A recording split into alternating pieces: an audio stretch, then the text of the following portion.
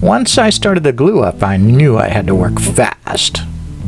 Actually, I was able to glue up the top and bottom sections of each gate first, and I did that carefully. You'll notice a couple of times I had the panels facing in the wrong direction. I used a small acid brush to spread the glue inside every mortise so the wood would be sealed. I used Titebond 3 because it's waterproof, and I sealed the end grain of every stile with a thick coating of glue, and the edges of the rails too. I didn't glue the panels into the frame, or the dominoes that secured them.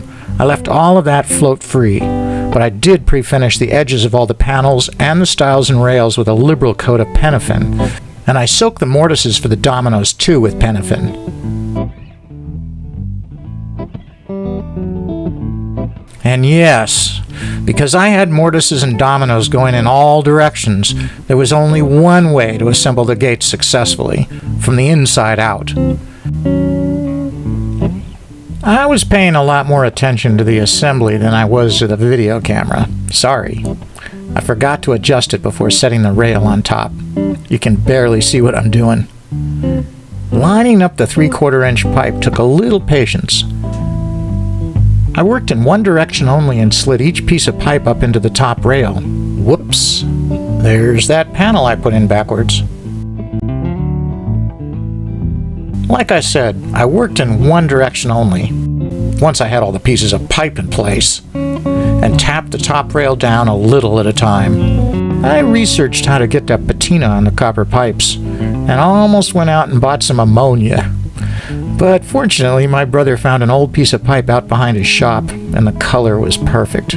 Because I pre-finished all the edges of the stiles, I didn't have to worry about cleaning between each pipe, and I didn't have to worry about getting Penafin on those pipes, which would have ruined the patina. When I assembled the center section, the middle stile had to be assembled first, along with the floating TimberTech panels. Then all the dominoes had to be in place before joining the top and bottom rail section to the center section.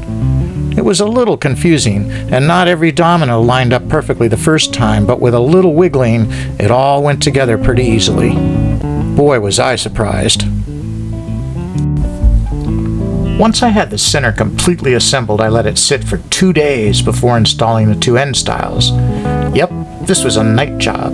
I went out to my shop every afternoon and did about 2 hours of work for a couple of months. I dry fit the outside stiles just to check the joinery before applying any glue. Then I used a paintbrush to coat the inside of the large mortises, making sure every surface was sealed. I did the same thing to the tenons. After a few good taps with a rubber mallet, the stiles seated up tight against the rails.